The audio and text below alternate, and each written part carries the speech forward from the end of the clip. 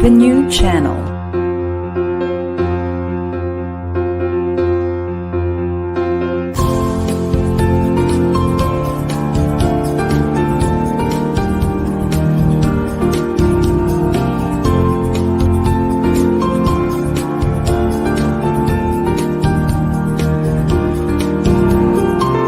The new channel. Hashtag TNC Now.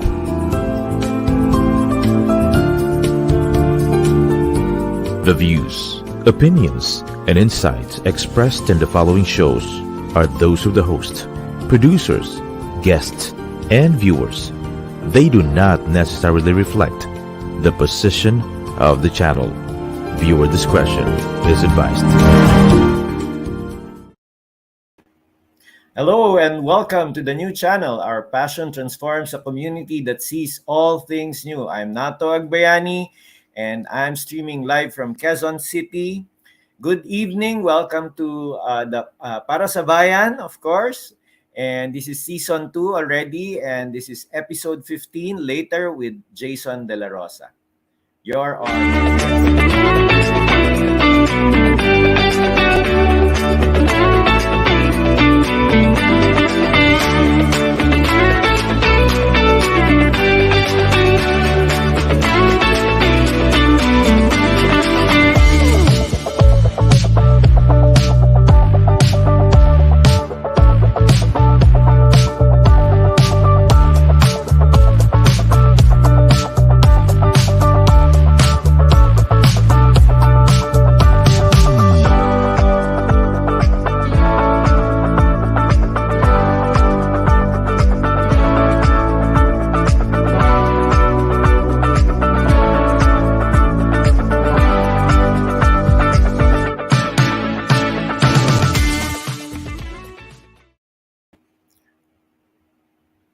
Welcome back. You're still watching Para sa Bayan here on the new channel. So tonight we have our guest. His name is Jason Dela Rosa, and Jason is the founder of Bounce Back PH or Bounce Back Philippines, and of course Kita PH.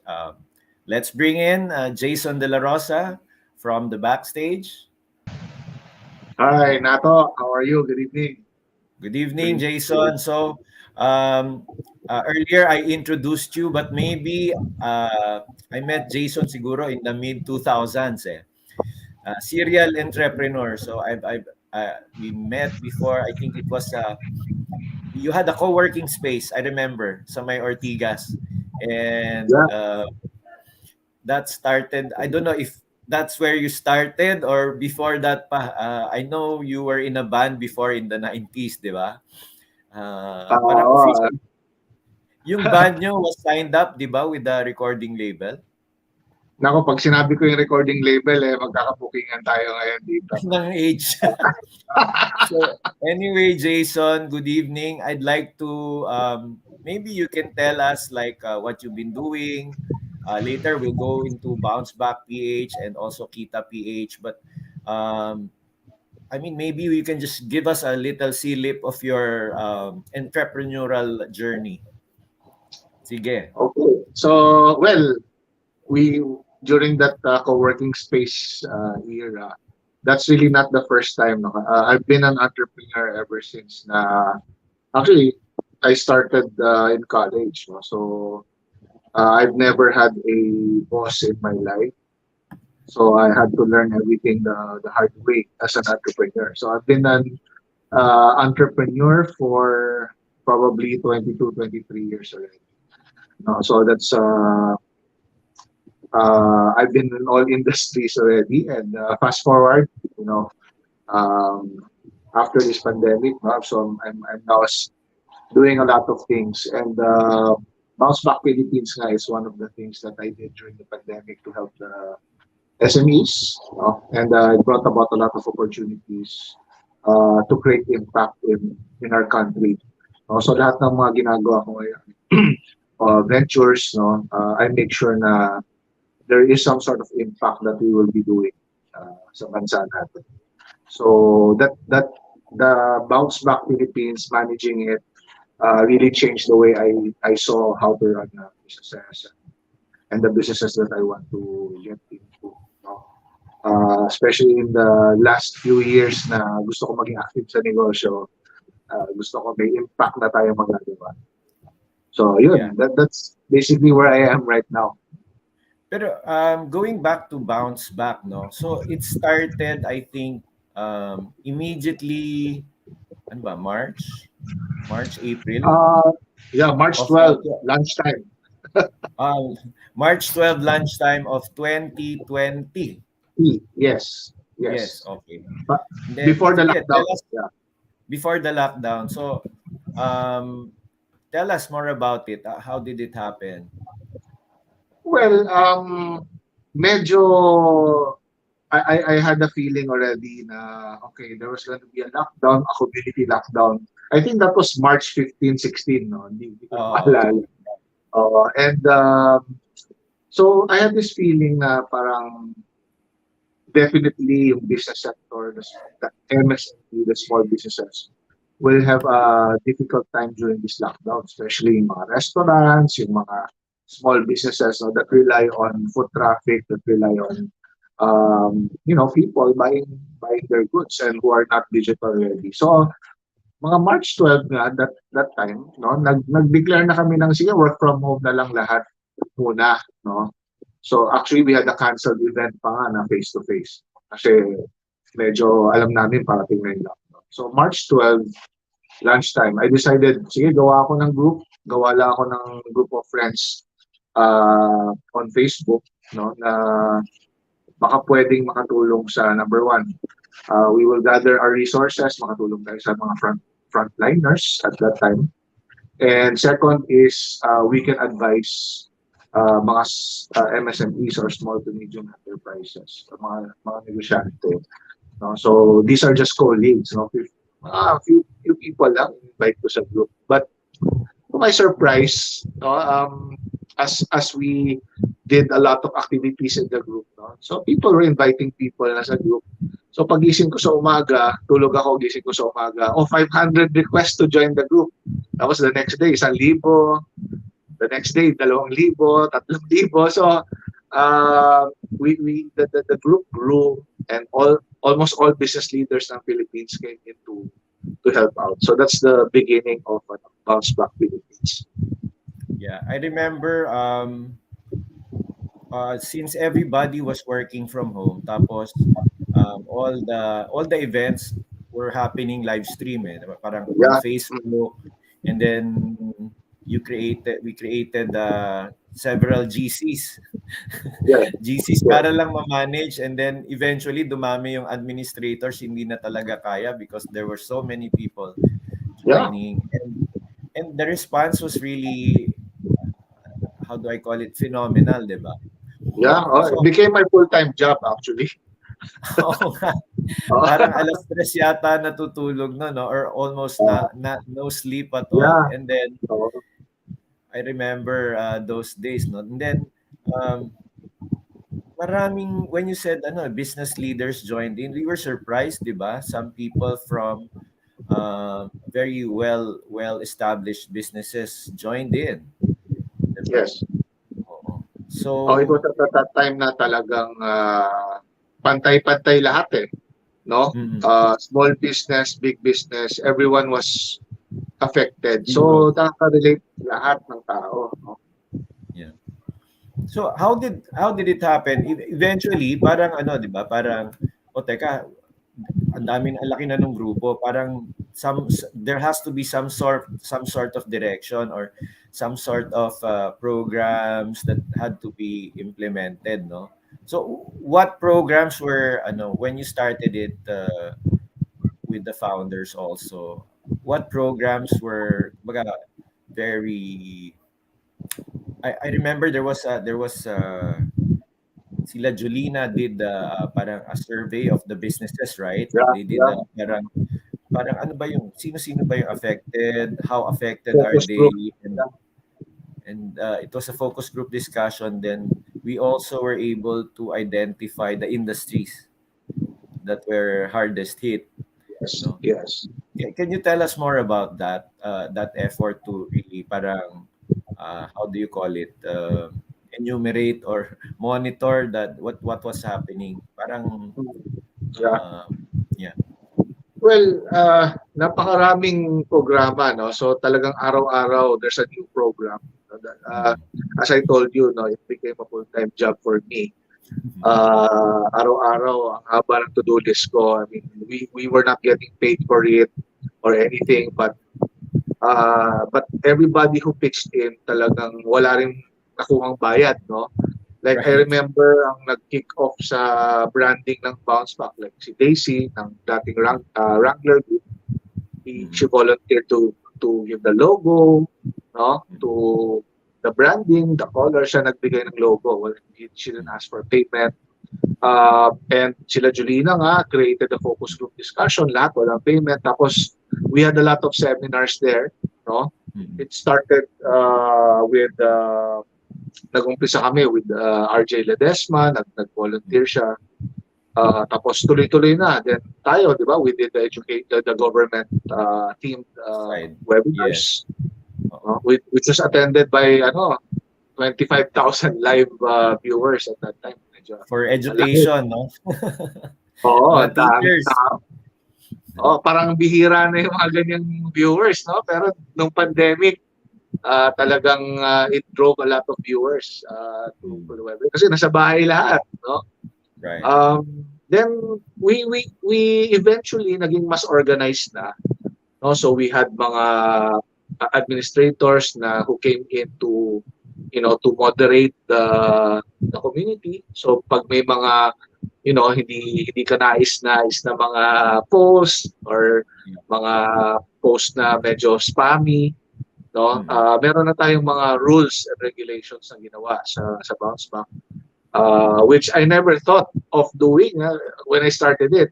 It's because na mga professionals came in to really help out, no, para mas organized. Kasi if you're more organized, then the community will thrive, no? Kasi pag kalat na kalat ang community, ang hirap i-hit yung mga objectives, no? So we hit a lot of objectives during the pandemic, lalo na yung rallying the business people to donate to the frontliners at that time. Dami tayong na donate, millions and millions of goods, no? I think the figure was 1 billion. If you take into account yung the total, goods, Oo. the goods exchange, the goods that we helped transact between SMEs, no? Yan ang estimate, no? And yun talaga ang ginawa natin, matulungan yung mga SMEs na ma-endure yung crisis by helping them get transactions, by giving them opportunities to pivot, no? By giving them lessons on how to digitize their business. Yung mga gig economy workers, binigyan natin ng opportunity to do other jobs, like the musicians. I-train natin yan paano maging e-commerce assistants, yung mga musikero. Yeah. So marami tayong mga programang ginawa, no?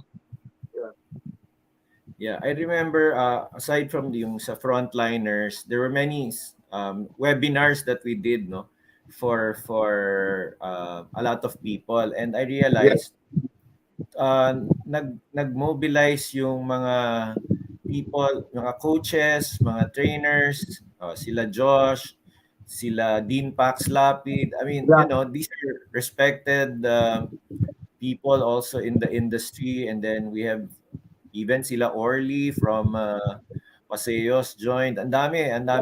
Tapos we had I think 2 opportunities to really nagbigay tayo ng material Nagbigay tayo ng material sa mga congressmen.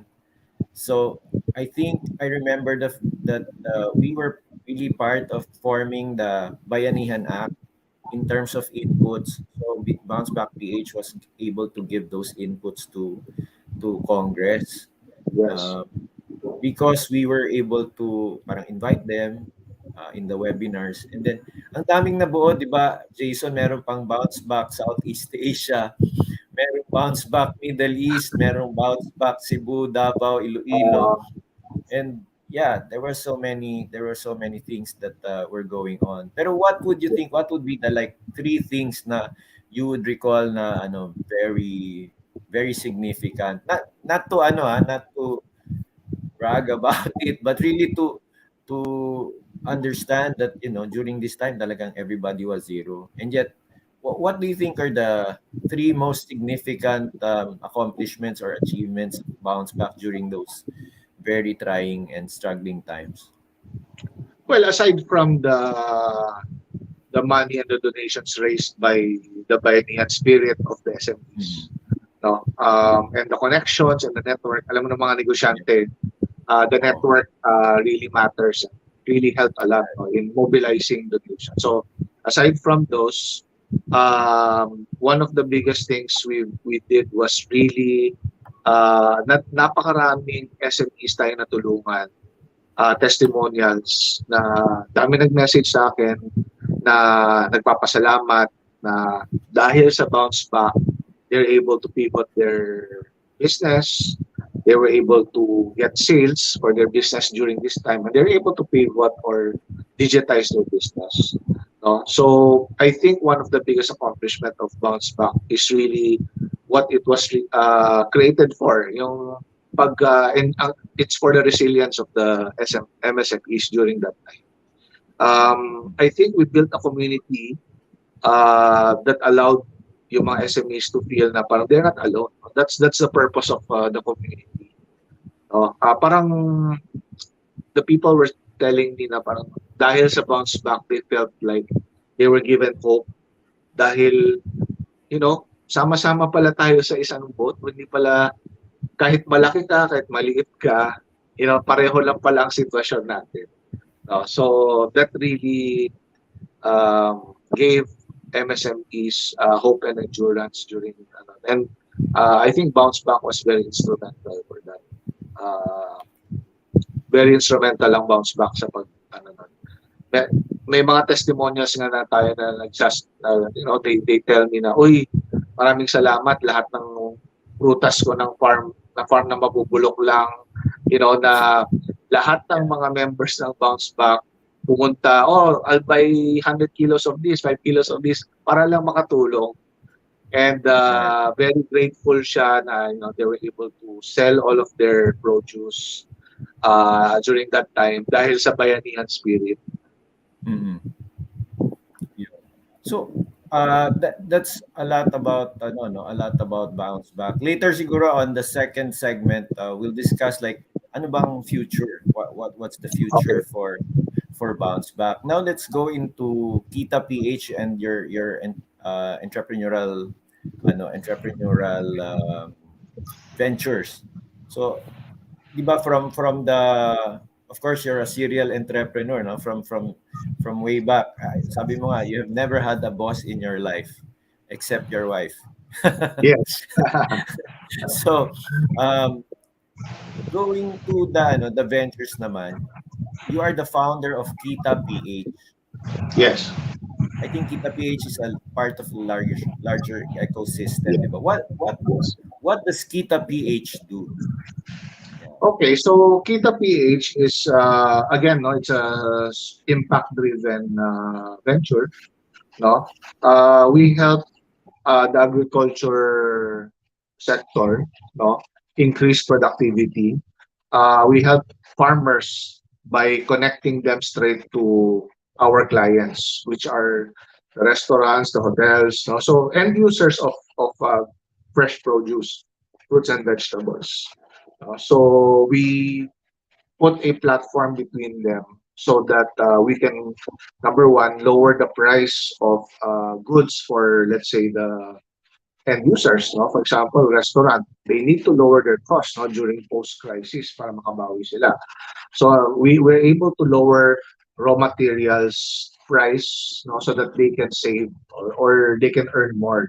But more importantly, we are able to cut several layers in the agricultural supply chain so that farmers, no, can increase their income, no, and also increase their productivity because we are able to analyze the demand, and they will know kung ano yung produce na kailangan nila i-plant para hindi naman sayang yung mga pinaplant nilang mga produce. So basically, Kita PH is an agri-tech social enterprise.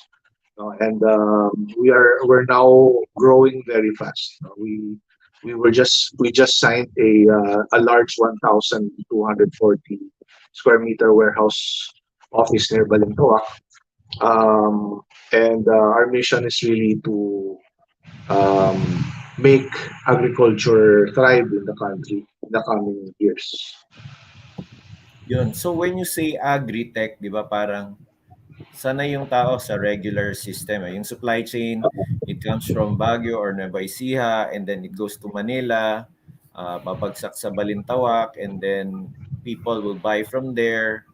Um, how does agri-tech play, parang, kumbaga, how does it innovate the system?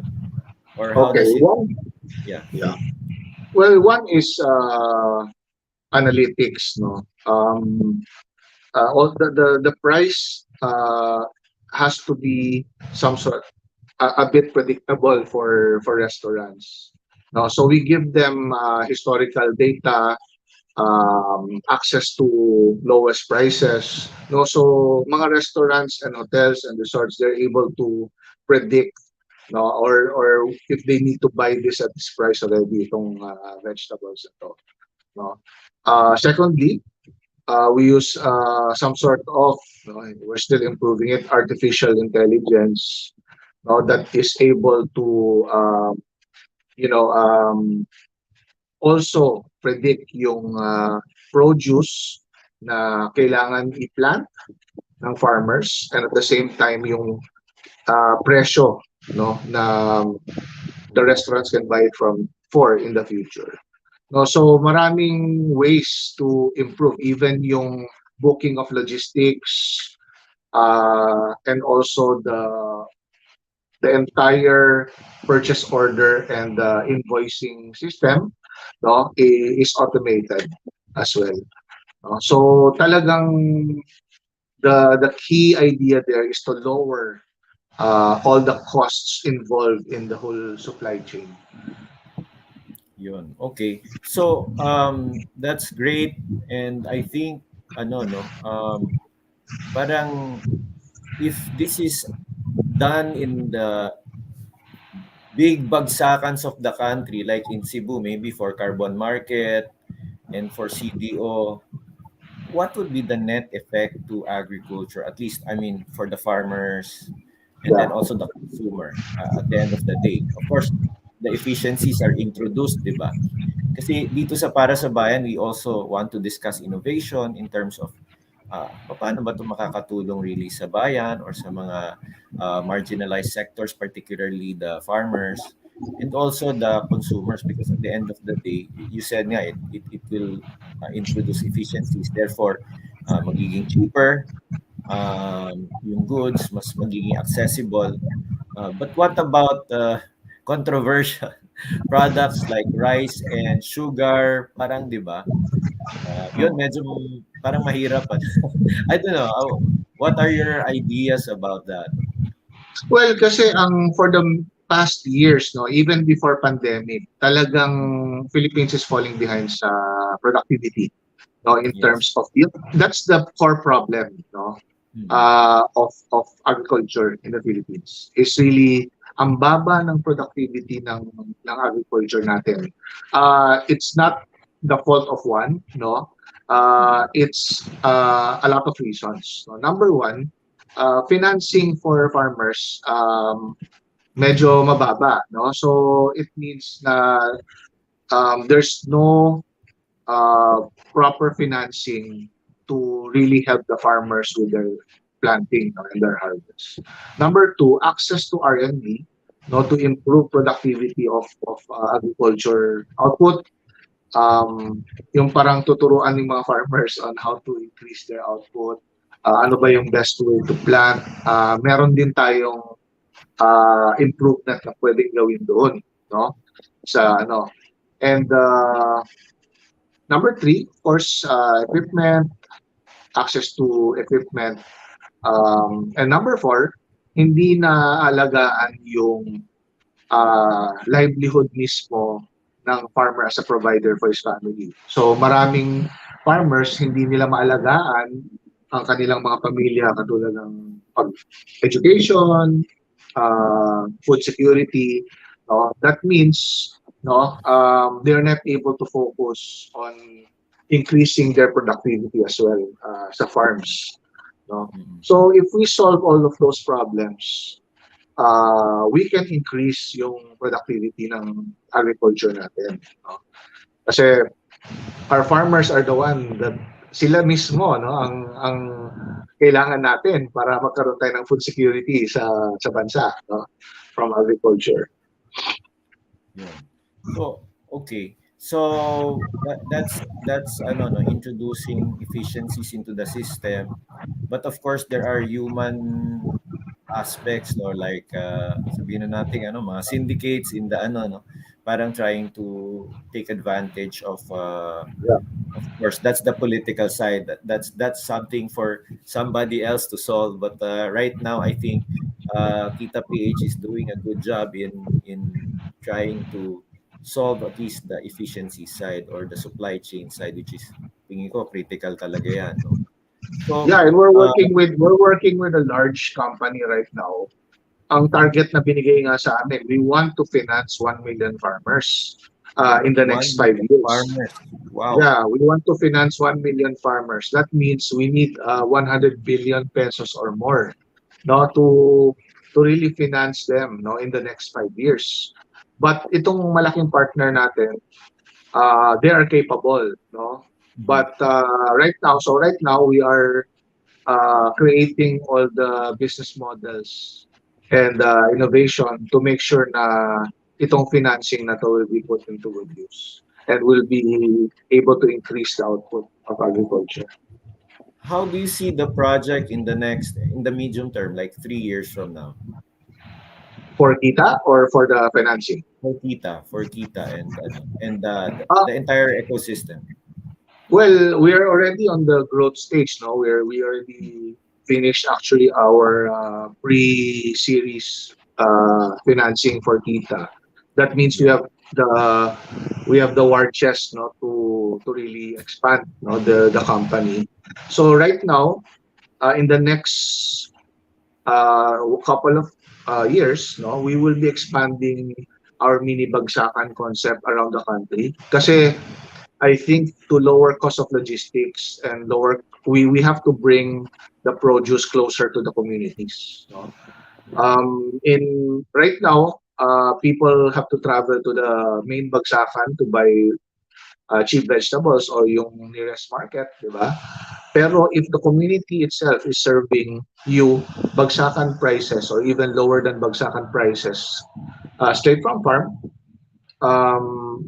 we can lower the cost of logistics kasi katabi mo lang yung bagsakan. At the same time, we promote healthy lifestyle. You know? And of course, what we want to do is also in the next 3 years is to help as many farmers as we can by getting produce from them direct, no, and able to predict kung ano yung mga high in demand na produce in advance, so that they will be able to dispose of all of the harvest and give them a good price for it. Okay, so what we'll do now is we'll go into a short break, and then later we'll discuss more about the prospects or the future of Bounce Back PH and also of Kita PH. This is very interesting. So guys, stay tuned. We'll just go right into a very short break, and we'll be back with Jason Dela Rosa of BPPH and Kita PH.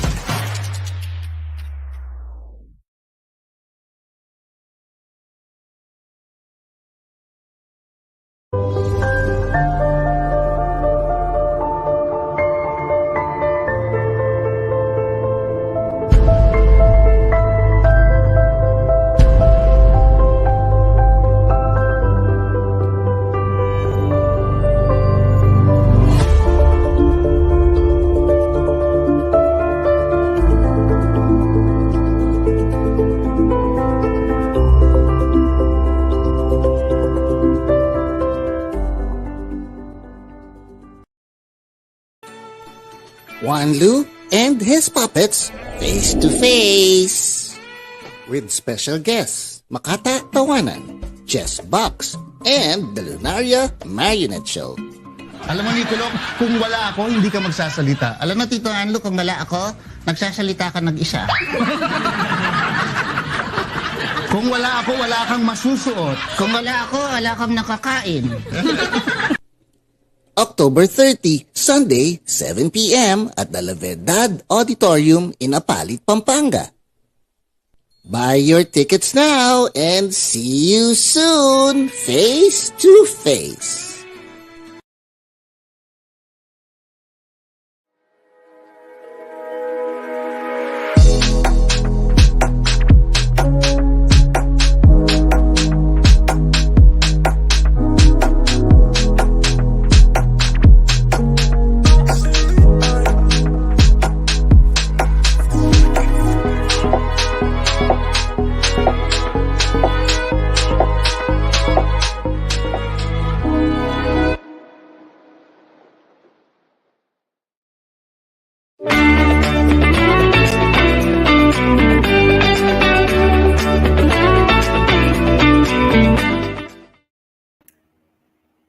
Welcome back. You're still watching Para sa Bayan. Don't forget to watch our shows here on the new channel. The new channel is an online alternative, new media platform of online shows for people on the go. Please watch all our shows as seen on the screen. Imagine having your own show, your own playlist, your own content, but we make it easier. TNC aims to transform the lives of our viewers through engaging, authentic, and original content. Our channel is a responsible global 24/7 platform that showcases Filipino talent, global influencers, cultural intelligence, and ingenuity. Also, you can watch live or on a replay via YouTube or Facebook. Follow us also on IG. Listen to us on Spotify and Apple Podcast. Just search hashtag TNC Now. For sponsorships, please email now@thenewchannel.com or send us a DM. Enjoy these life-changing shows because we made them all for you. And don't forget, Para sa Bayan, every Saturday at 9 p.m. with Nato Agbayani, your host, yours truly. So we're back on the new channel. Again, we have Jason Dela Rosa, the founder of Bounce Back Philippines and also the founder of Kita PH. So we'll bring back Jason again. Hi, Jason. Welcome back. So, kanina we discussed a lot about the beginnings of Bounce Back, how it helped a lot of SMEs. I think at its peak, you had 1 million members. And then also for Kita PH and how it's really disrupting the agri-tech industry, how it's helping the marginalized farmers, also giving the consumers a better alternative in terms of uh, fresh vegetables that are priced much, much lower than you would be able to buy them from the regular palengke. So, okay, let's go back to Bounce Back PH. So, technically, you started March and then 2020, 2021. 2021, Bounce Back PH celebrated its first year, Shine as One. And I think that was really a great event. No, we had a lot of people who although lahat virtual siya, no, purely virtual, pero I think it was able to mobilize a lot of people from the different industries and even government and all those who really were stakeholders in the pandemic or the micro, small, medium enterprises. So, given that we are back at normalizing uh, maybe the day-to-day life of every Filipino, what are your plans for Bounce Back PH? I mean, moving forward into the next 2, 3, 4 years, what are you looking at? Well, the plan for bounce back is really to institutionalize a resiliency and recovery and prepare and crisis preparedness for specifically for MSMEs. No, I think what's lacking talaga in MSMEs is really an organization to help them with preparedness and resiliency. No? This October, di ba, we're going to launch a face-to-face meetup. No, it's will be the first face-to-face meetup of Bounce Back, and I hope to be able to announce something that will establish a Bounce Back as a formal task force, no, uh, to help really create programs for MSME resiliency, no, and rally the partners together. No? Napakarami nating partners na tumulong the past years during the pandemic.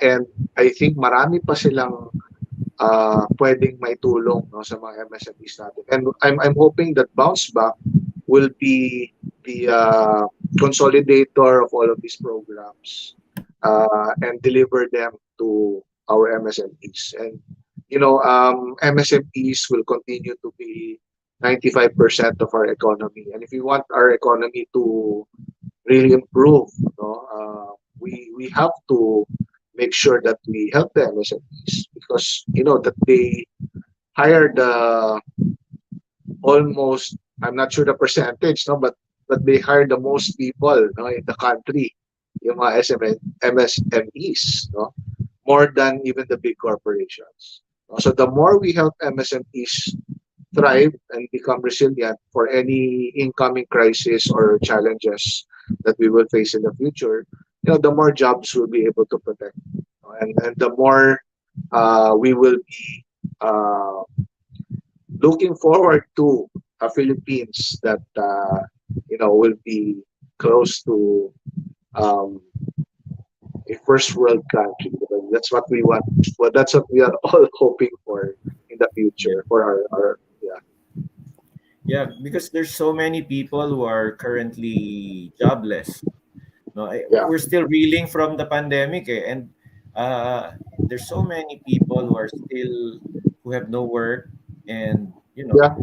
um, hindi pa kaya ng economy talaga i-absorb everybody. There's new jobs, and after the pandemic, parang before we talked about telecommuting, people working from home, and actually that accelerated it. Now with the telecommuting and work from home, the wages have also been adjusted. Like, oh, you can work naman for 3 days lang, or you can.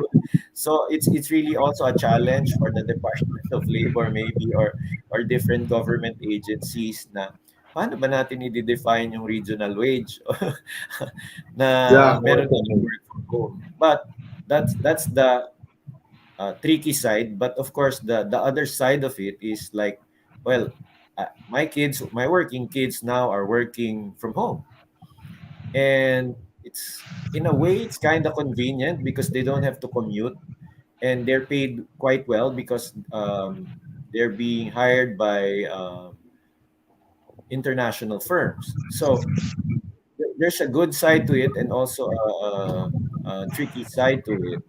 But then again, at the end of the day, we need to generate jobs faster than we have children. Yeah. Well, the Di ba? inflation Ang is not daming helping. Pilipino na.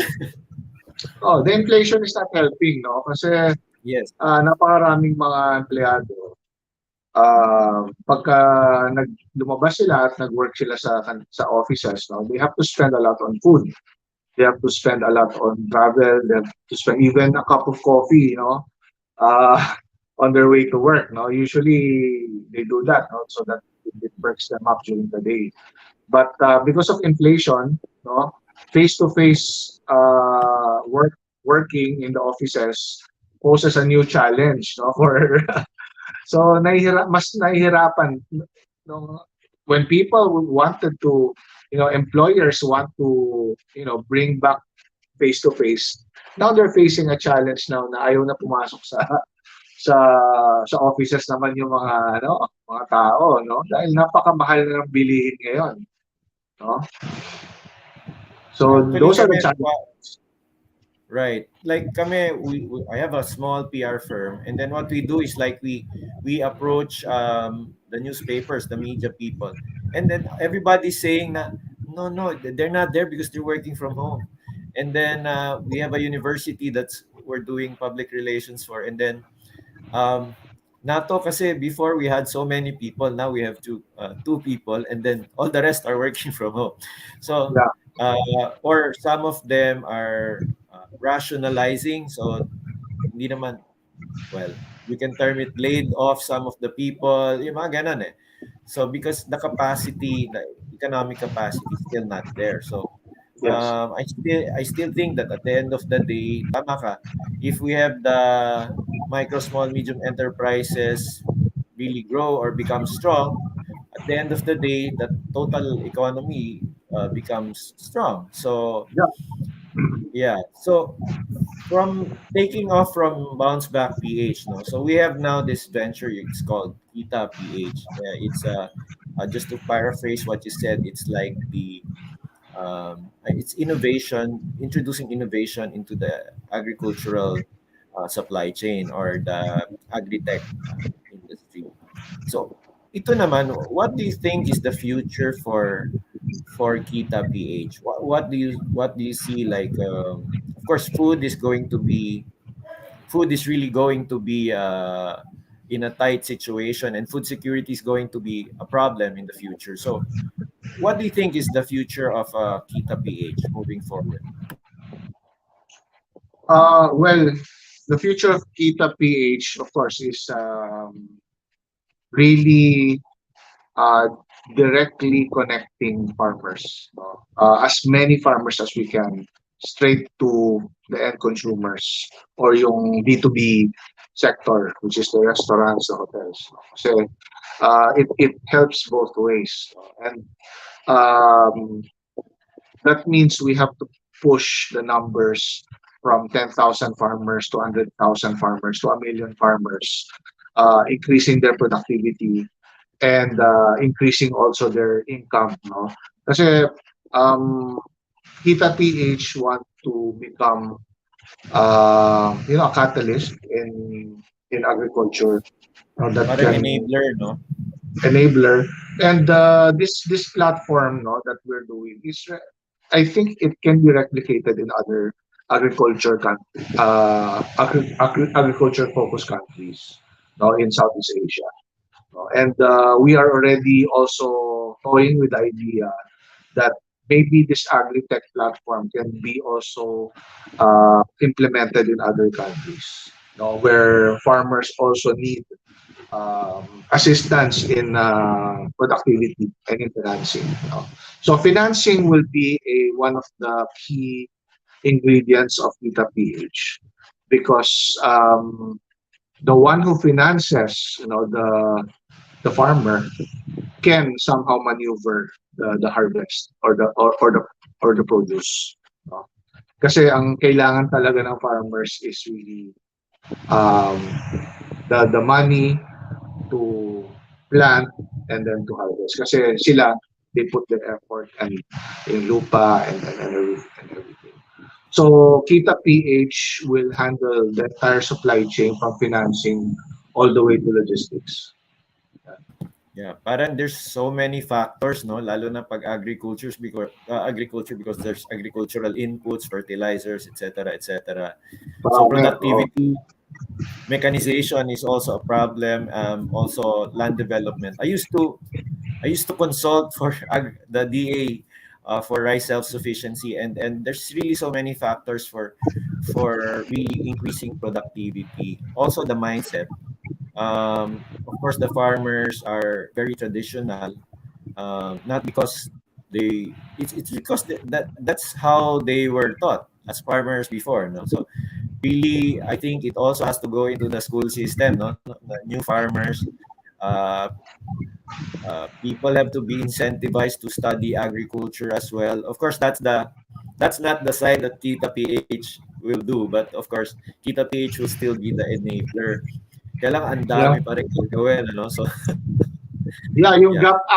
gap nato, the gap is really between the farmer and the biggest consumers of these vegetables, which is the buffet restaurants, the hotels, no, may gap dyan, no? Ibig sabihin, itong mga, even the small restaurants, they buy from the market. They buy from, some of them na, they buy from the supermarket, no? Or the bigger ones, they probably buy from Balintawak, no? Yeah. But there is no key player that really connects them Supplies. directly, no? Kasi if you're just one restaurant kasi, hindi ka pwede bumili sa farmer kasi napakaliit ng volume mo, ano? Pero if Kita PH can be the consolidator, we can distribute to any restaurant with any volume for because we've already consolidated the volume, no? So that means na pwede natin i-supply yung raw materials sa pagluto ng mga food ng mga restaurants, hotels, resorts at really much lower price, at the least spoilage, at the least yung nabubulok na gulay, kasi we want to also prevent that, no? Kasi if we're able to use AI and analytics also to somehow predict the supply and the demand and the price, now we will have less and less spoilage or wastage in terms of yung output ng mga farmers natin. So, yun talaga ang gusto natin i-solve, fill that gap between the farmer and the biggest consumer of gulay and fruits, in our country.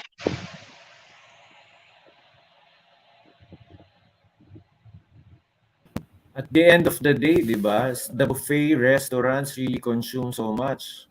Even the hotels and yung mga bangko, mga hotels. May client kami sa gulay pa lang, they consume 3 million, 4 million worth of vegetables every month, no? To service their buffets, no? So we can really help the farmers move their harvest. Yeah. So kanina we were talking about micro, small, medium enterprises. Now we're talking about agriculture, which is a huge part also of the Philippine ecosystem, di ba? If you think about it, if we're able to, itong dalawang direction, BBPH and then Kita PH, if you think about it, if we create growth among the MSMEs, that solves the jobs problem. Yes. In a way. Yes. Right? Now, yes, the agriculture solves the innovation in agriculture, solves naman the food security problem, introduces efficiencies, and also, kasi karamihan ng jobs nasa city centers Di ba? So, eto, yung agricultural jobs naman are also given a stimulus for growth. So, two ways, no, Jason. I mean, ngayon ko lang na-realize, like sabi ko, ano kaya ang connection nitong BBPH and Kita PH, no? At the end of the day, when the two match, you're able to address the issues of the urban poor or the the marginalized sectors in the cities, and you're also able to address the needs of the rural farmers and the rural masses. Siyempre, kung may farms, kung may productivity, may pera sila.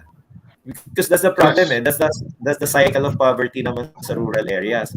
Pinangungutang nila yung para pantanim and everything like that. But if we can establish yung financing side of it, the inputs, no, the mechanization maybe. Kasi kung productivity yung habol natin, we can also, privately finance it, di ba? Yes, correct. I think so. I mean, talking a little about the thrust of President Bongbong Marcos, parang he I think wants to develop parang farms in every province na we were suggesting this way back before, no, yung pag-aggregate ng mga farms. So there's much more productivity and then mechanization of farms, no? Yes. Ang ganda, Jason.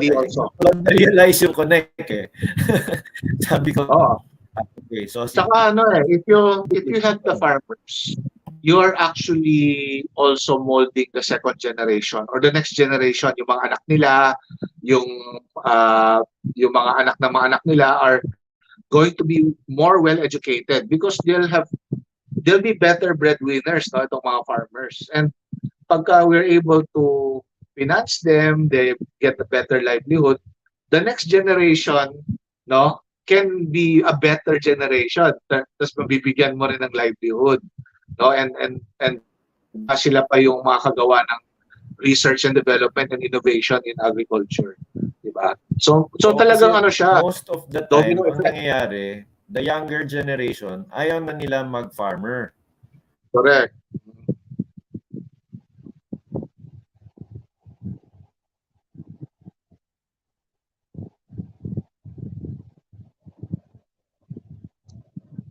Okay, so I think Nato is Rosa.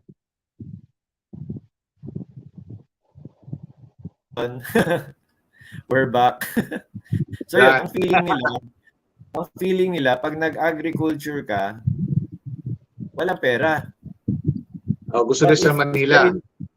Oo, doon na lang ako, magtrabaho na lang ako, or mag-OFW na lang, magsiman ako, di ba? Parang ganun. So, if it becomes profitable and efficient, a friend of mine 20 years ago, he was head of a famous advertising agency here in the Philippines. Sabi niya, you know what, Nato, in the next 20 years, food is going to be a problem. So many people will be alive and we got to feed all of them. Sabi ko, oo naman. But I didn't realize na ito na tayo sa 20 years. Oo.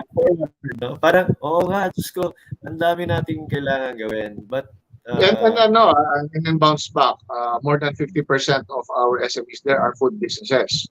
No? So that means we are actually empowering more MSMEs with agriculture because they're the largest consumer, no, for fresh vegetables. Ganun lang, Jason. It's already we're 4 minutes away. Okay. But before we go, una-una, I'd like to thank you. And ang ganda ng discussion. If only we had 2 hours or more time. We'd like to share this episode with a lot of people, also with those in the MSMEs and the agriculture sector. So please give us your what's your take on the discussions we made. Anong masasabi mo to help? Ano ba yung pwedeng gawin para sa bayan for the audiences out there, for the audience? Well, join us in our communities and our programs sa Bounce Back Philippines. I see Bounce Back naman as a consolidator of programs, no, for SMEs, and there's a lot of things you can do to help. No, it's not necessarily monetary, but it's not always about sponsorship. No, we need a lot of intellectual help, also a lot of ideas and creativity. Anything that can help MSMEs, we are very open to accept we welcome you to be part of our working team, and it really feels very good that you're contributing to this sector, and eventually kasi makakatulong talaga to sa economy natin. And I believe that malaking magagawa ang private sector to really boost this industry. No? And we will be starting October 22. No? So if you can join us, we'll be announcing it very soon. Doon tayo talaga mag-establish we'll probably renew our commitment to the MSMEs during that event. So I'm excited to see everyone there. We have very limited slots. So once we announce it, we hope that you can reserve a slot, and then we will see each other there. We can discuss how our MSMEs and how your business can be more prepared and resilient for any challenges that may come for our country. Yeah. So thank you, Jason, for joining us, guys. That was Jason Dela Rosa, of the founder of Bounce Back PH and also of Tita PH.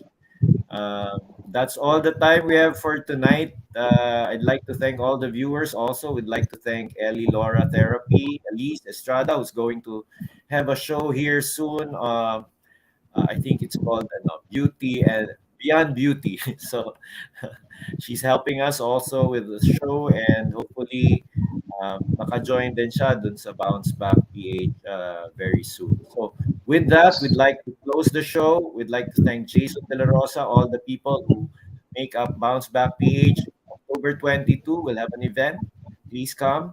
And then also Kita PH. So thank you everyone for watching this show, for watching the new channel. And para sa Bayan, this is Nato Agbayani signing off for this episode. Bye, Jason. Thank Alright, you. thank you. Thank you. Bye, viewers. Ingat. God bless you all.